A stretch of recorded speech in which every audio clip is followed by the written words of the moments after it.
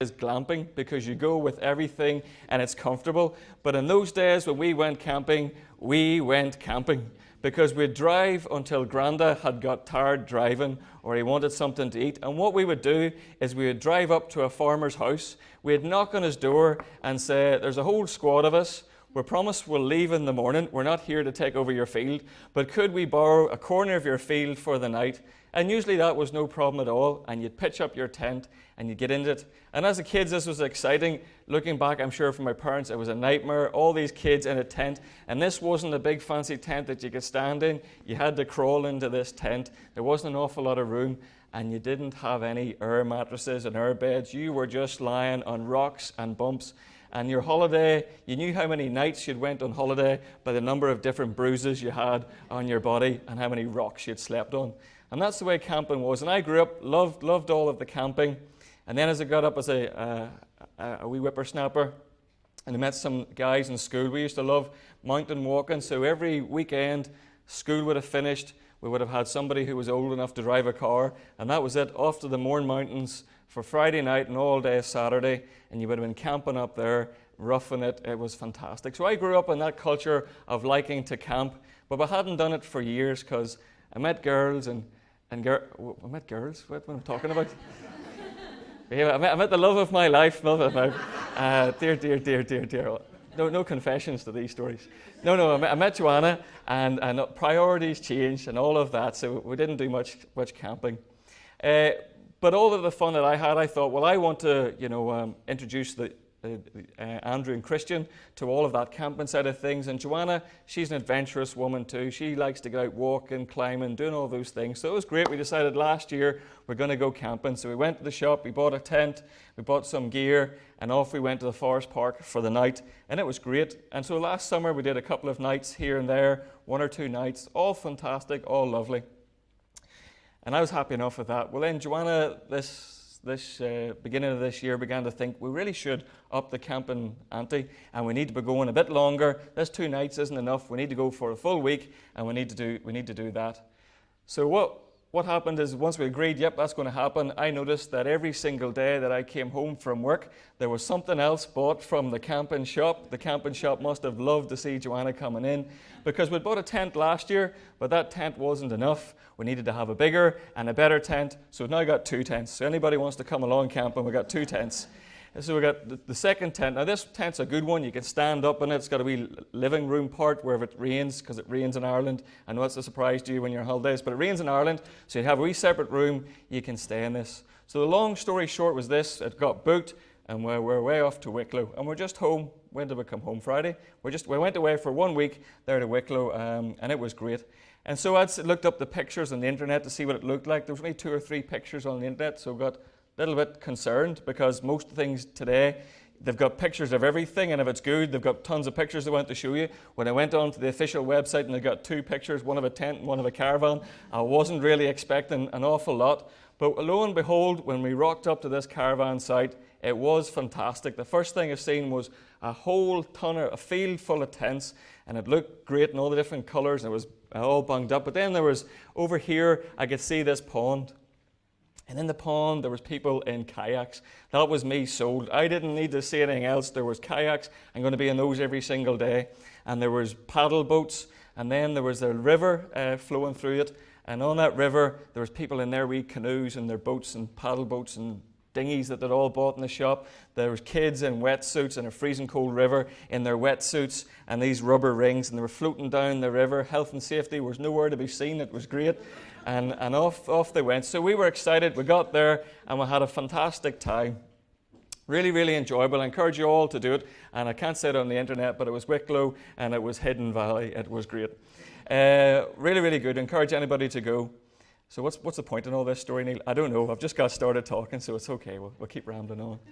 But it was a good, really, really, really good holiday. And I said all that because when you go on a holiday in Ireland, and finally you go down to reception and you get your Wi-Fi for a little few minutes and you're checking through, your helpful brother-in-law, Stephen, we all know Stephen sits at the back there, the beard and the dark hair, and he's sending very helpful pictures of his time in Sicily. And when you're sitting 13 degrees with the clouds somewhere behind one of those clouds. I know there's a sun, and the rain's beating down, and you're getting a shower every day in the rain. It's fantastic. But it's not very helpful when someone else starts showing you thermometers that are saying 35 and 36 degrees, and he's swimming in a pool. You really just think, Lord, for one day, could we have a little switch to the weather? Give us the 36 and send him the rain. So we would send him the pictures of us, with our jumpers on, our coats on. It was fantastic. He didn't seem to be too jealous in return. He seemed to be happy enough for that. But anyway, we thought, we'll not let the weather deter us. We'll not let the weather stop us. We'll go ahead and we'll enjoy this. And this was all fine until one day I'm out, and, it doesn't matter if it's raining. If you're in a tent, it's good advice this, you should never light a barbecue inside a tent. You can't light a barbecue inside a tent. You can't set a gas stove going on there. You can the once. You're not going to have anywhere to sleep that night. So I'm still cooking outside. I say me cooking. I'm watching Joanna cook, but I thought for the story. Anyway, so we're out cooking on the barbecue. We got the wee stove going, and we did very well. We had our pork chops, we had our potatoes. We cooked a lovely dinner. It was all going well. And then we're having a nice cup of tea afterwards. So there I am, making the cup of tea, boiling the stove outside, and the rain begins to come on. Well, we still want this cup of tea. We can't stop now. The kettle's going, so you have to put your coat on. You've got the hood up. You're huddling over this stove to try and make sure the flame doesn't go out, and we're boiling the kettle. Well, I know this part's going to be a surprise for you, but I started to get grumpy. Now, I know you've got to use your imagination this morning, but I started to get grumpy, thinking, for goodness sake, look at this. I'm on my holidays. I'm got my coat on in July. I've got 2 jumpers underneath this thing. I'm huddling over a stove trying to keep a kettle dry. What kind of holiday is this? So I decided I needed to get away. Don't let the kids, don't let Joanna see I'm getting grumpy. I'll go wash the dishes. This place is a good facility. It had a sink, hot water, and I'll go wash the dishes. So I'm off washing the dishes, trying to calm myself down.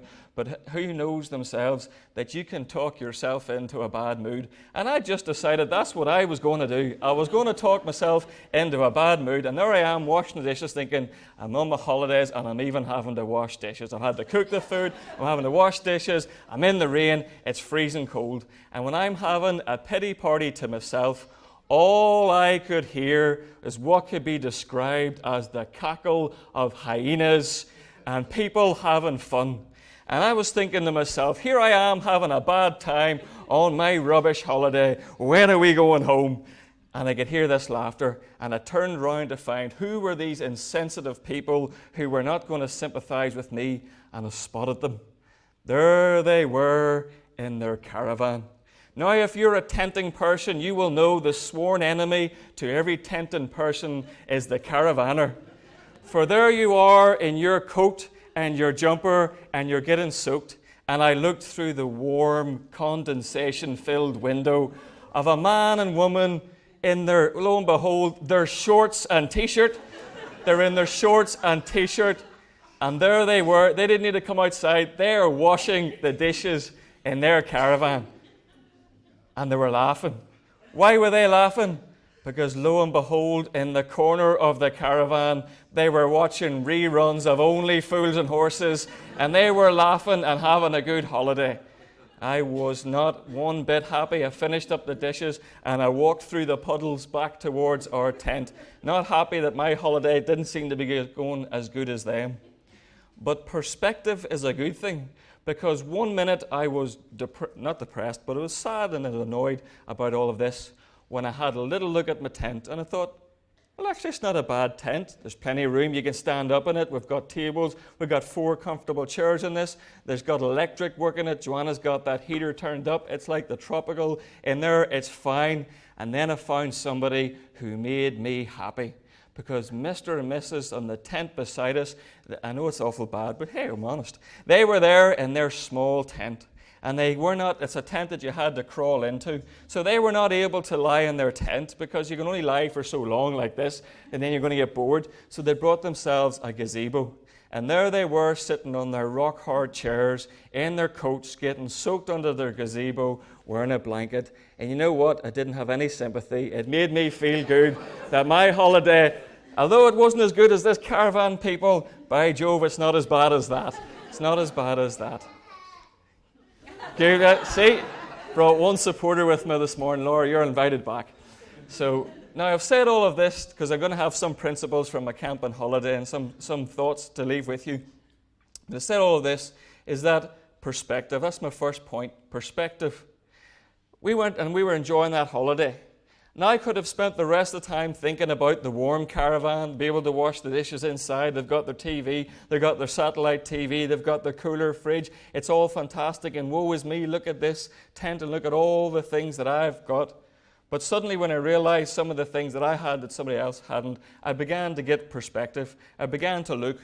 And so what's the spiritual principle from this? There are many times we look at our lives and we look at other people. We look at the pastor and we say, look at him. He's traveling all over the world. He can prophesy. Look at Pastor Lorsch, who's laying the hands on the sick, and they're doing all of these things.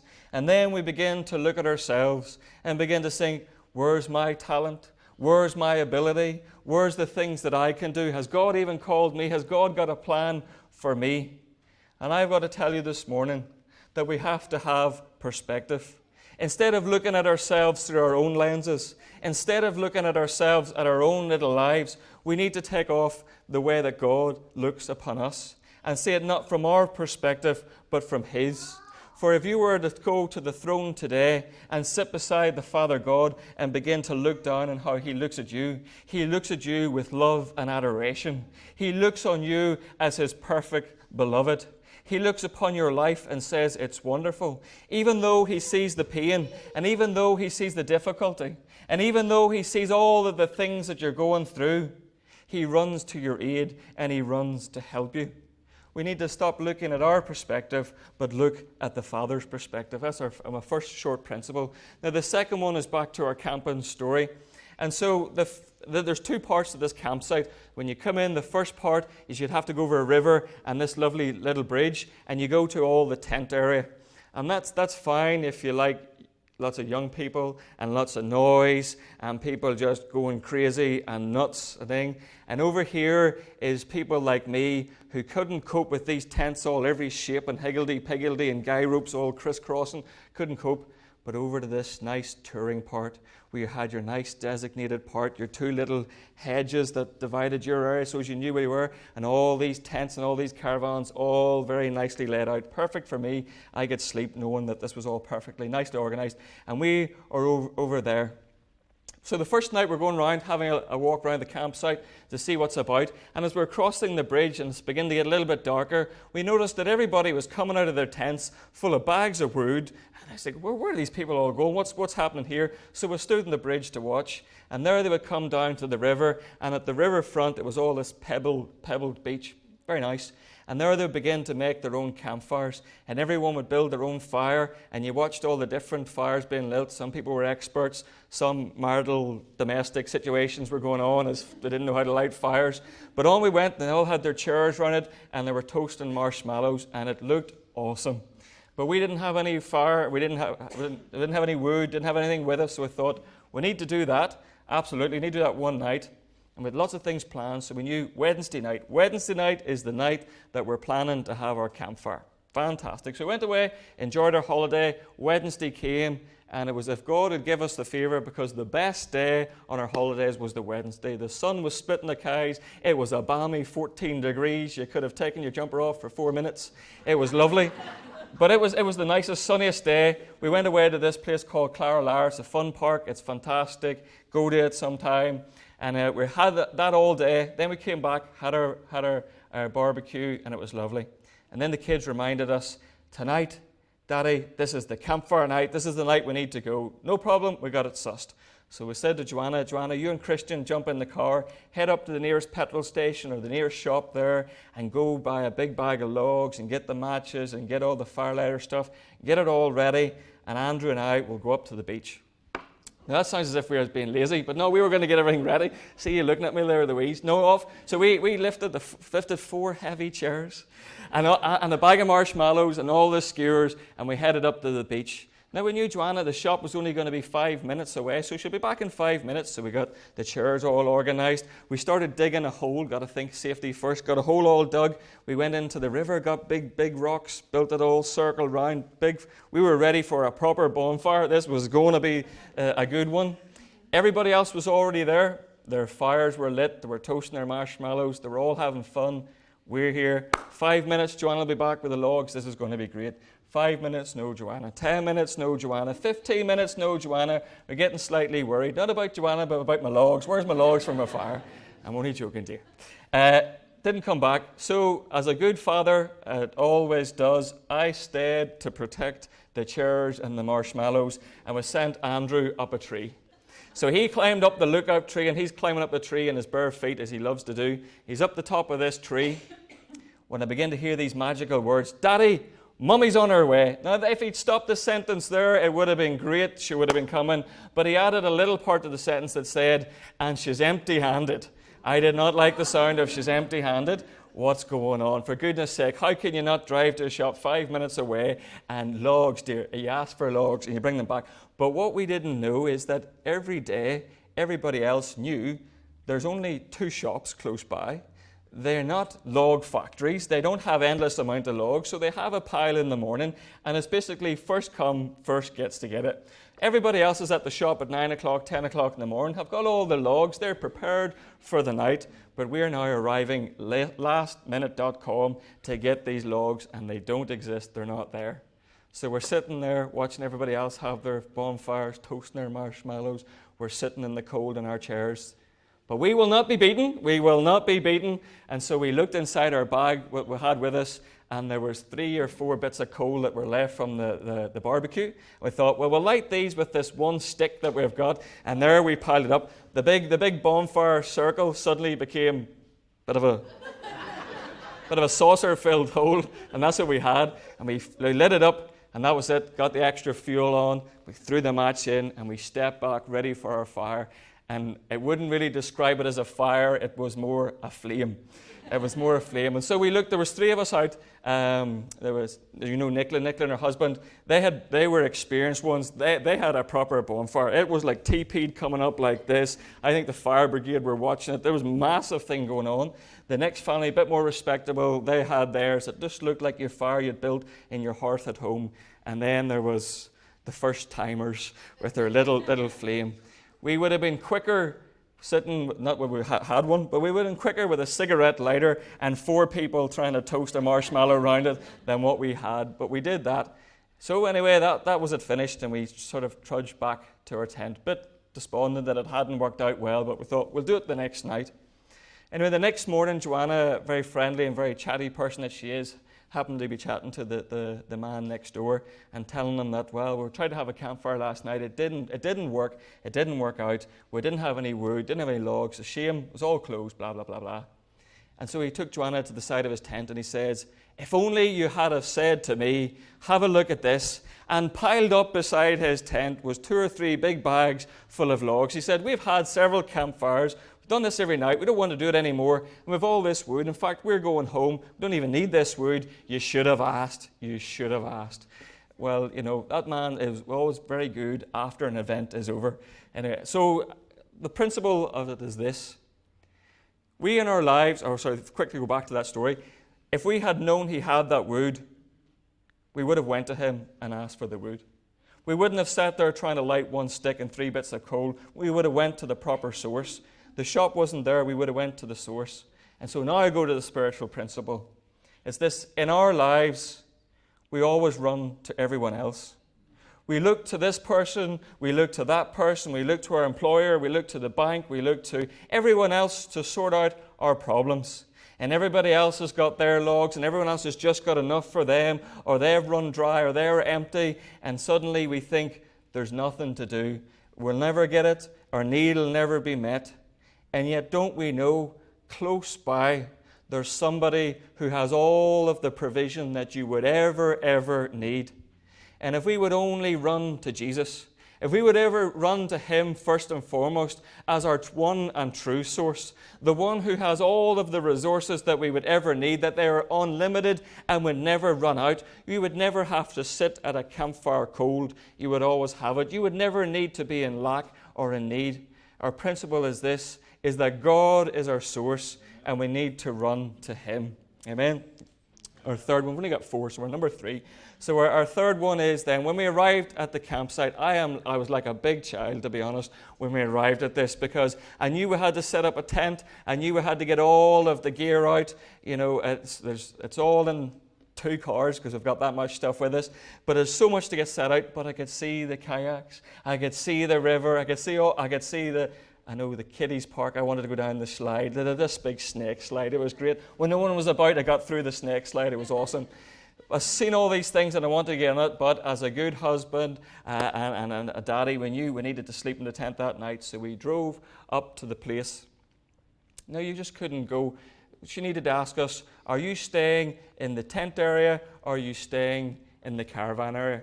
We needed to be told where our location was. We just couldn't rock up anywhere. We couldn't pitch our tent just in the middle of where we were. We needed to be where we were told to go. And so off we went to our pitch where we were told to be, and we started to put up the tent. Now, it's awful good. The good advice is, when you're going to put up a tent, practice it at home, as we did. It was a good thing to do, because when you practice at home in the safety of your own back garden and there's no neighbours about, you can't have your domestic and no one else gets to see it, and you get to shout at each other out, how do you not know how to put a tent up? How can't you read these instructions? And you do all of those things. Because when you're in public and you're putting up the tent in front of everybody else, you want to make sure you've got your airs and graces, and you be able to say, oh, silly dear. This is Joanna talking to me. Oh, silly dear, don't you realize the peg goes over to this side and not this side? That's not how it was described in the back garden.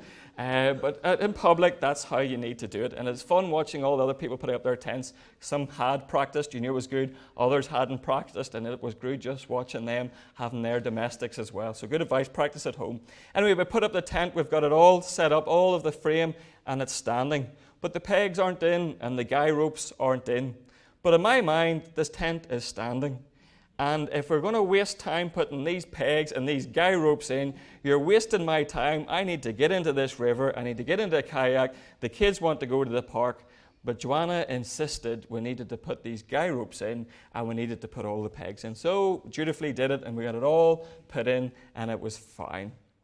And so for several days, the weather's okay. It's fine. No need for these pegs. No need for these guy ropes. Wasn't that an awful waste of time?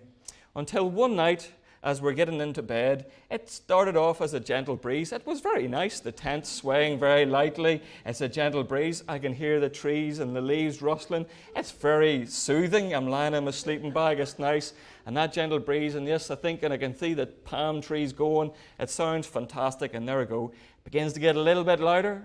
A little bit louder, a little bit louder, until I'm suddenly thinking, this tent is not going to be here for much longer. It's going to take off. And it reminds me of a time when Sherlock Holmes and Dr. Watson, and they went off on a camping expedition.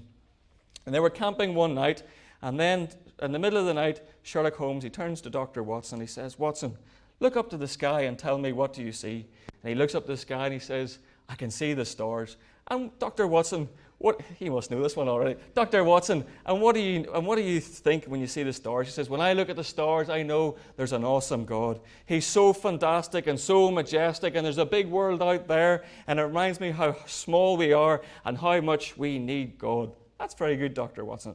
And Dr. Watson said to Sherlock, and Sherlock, what do you deduce by looking up? And he says, Watson, I deduce that somebody has stole the tent. Anyway, so the wind began to blow, and it began to get really, really heavy, until this tent, I thought, was going to blow away. The pegs and the guy ropes, they seemed a bit unnecessary, and they didn't seem as if it was a waste of time when the sun was shining.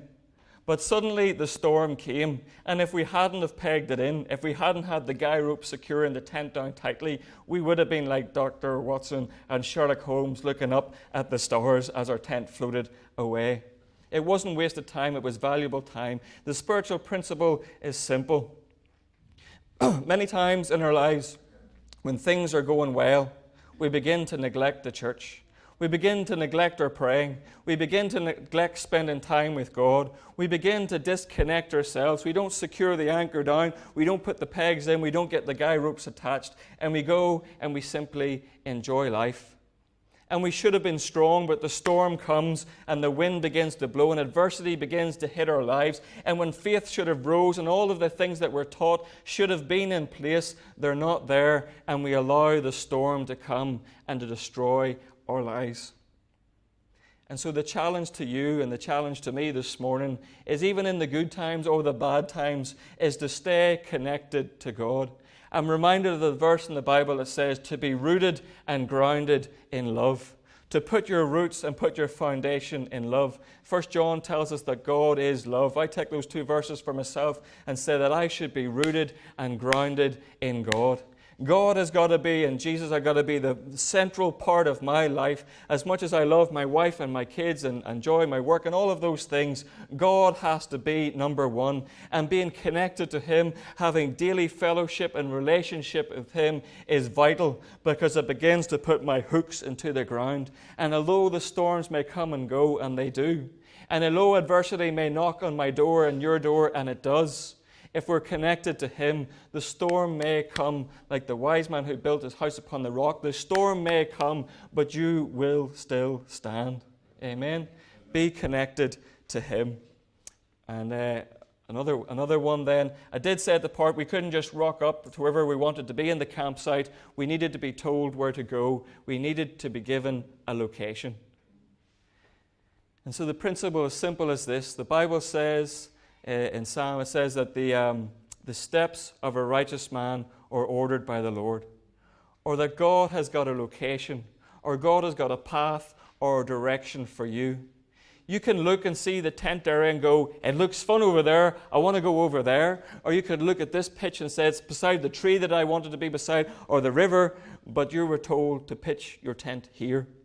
And in life, we can look at all of the razzle-madazzle and all of the other things that look interesting and exciting. Oh, I wish God had called me to be a singer. I wish I was asked to do this. And we're looking at every path to see, yet don't we know that for each and every one of us, God has assigned a path for us. Even if you were to be successful and unbelievably successful at something, but God never asked you to do you think when we go and meet Him, He'll say, well done, my good and faithful servant? He has given you a mission. He has given you a path. Never belittle or look down what He may ask you to do. He may ask you to be a preacher, a prophet, evangelist. He may ask you to be a businessman, a caretaker, a wife, a mother, a husband. Whatever His mission and goal and His purpose for you to do, that's what you do. The title of all the sermons you've heard before, bloom where you're planted. Wherever God has placed you, do that to the best of your ability. You're not called to be someone else. You're called to be you and do what God asked you to do. And my final point, I said there was 4, but we're on number 6, but that's fine. The final one is that the worst part of a holiday is you have to finish your holiday. Unless you're having a bad holiday, and then it's great to get home. But we're having a great holiday, and then we were packing up to go home. I was getting sad. I didn't want to come home. I was having such a great time with Joanna and the boys. We had a great holiday. I didn't want to come home. But the easy thing about a tent is that although for 1 week it was our permanent place, when it rained, we could go in there. When we needed to eat, we could be there. It was our refuge. It was our safe place. It was our permanent home for 1 week. But when the week was up, we needed to uproot the tent, pack it all away, and go somewhere else, go home to where we're from. And so many times in our lives, God tells us to go this way for a season. And we go there for a season, and we do what we're asked to do. We're obedient to Him. But the problem is, at some point, or not a problem, but at some point in time, God comes and He knocks the door. And He says, you've been there long enough. You've done what I've asked you to do. You've learnt what I've asked you to learn. You've passed the test. It's time to move on. But the problem is, a lot of times we become comfortable where we were. I was comfortable on my holiday. I was comfortable in the tent. I was comfortable. I was enjoying it. I didn't want to uproot and leave, and I could have chose to stay. Now, the woman who owned the campsite would have had a different opinion, but I could have chose to stay and be comfortable there, but I needed to get up and move. When I was getting up to move the tent, guess what? It was a bit of hard work. You'd hammered in the pegs. You needed to pull the pegs out. You needed to wrap everything up. You needed to pack it all away. It was tough work, and you were sweating by the end of it. It's easy to sit somewhere where God first placed you and sit there. But when God asks you to move again, it's going to take a bit of work. It's going to take a bit of effort. It's going to take you getting out of a comfort zone for a while. It's going to take you where you think, I'm going to have to move, put new efforts in, I'm going to have to do things differently. And so our human nature says, just sit where you are. Sure, you're blessed where you are. Just sit down. It's easy to lift a tent up and go. And that's the way our lives need to be as well with God. We need to be adaptable. We need to be ready to move. When God says move, we need to say, yes, sir, and get up and move and follow. His steps are ordered. I don't take one step and then stop. I take another step, and another step.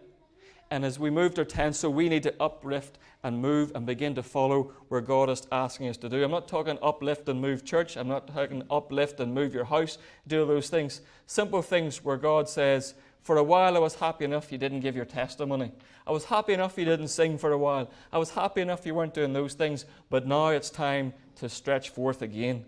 Now it's time to sing again. Now it's time to give your testimony. Now it's time to lay hands on the sick. Now it's time to do the thing that I've been asking you to do. Amen. We'll call it quits there. So Lord, just thank you for your word this morning. Lord, I thank you that in such simple things of life, such as going on a holiday and camping, Lord, you can speak to our hearts, our principles of our lives. Lord, I pray that each and every person who's here this morning would know the location and the place where you've called them to be in their life. That, Lord, you would lead and guide them and have their steps ordered. Lord, I pray that they begin to recognize that you are their provider, that you are El Shaddai, a God of more than enough. That, Lord, that you will give unto us so much there's not enough room to receive it. Lord, I pray that we would look to you as our source of health, our source of peace, our source of prosperity, our source of well-being and health and everything in our lives. And Lord, I thank you that you are our anchor, you are our refuge, and that we will be rooted and grounded in you, that you will keep us safe in the midst of the storms. And Lord, I thank you that you put a hedge of protection around us, that you keep us safe, Lord. And Lord, I pray that you speak and you direct our paths, Lord, that we would not remain in our comfort zone and stay in the place of apathy and just stay there, but we would uproot, we would move forward and put effort in to drive forward your kingdom, to see your kingdom come and your will be done. And Lord, I pray that this day that you will give us opportunities to talk about your goodness and your greatness. And Lord, I pray that everyone will be blessed and come back tonight at 6:30 to spend time in your word. And we give you praise, glory, and honor in Jesus' name. Amen. Amen. We see you tonight.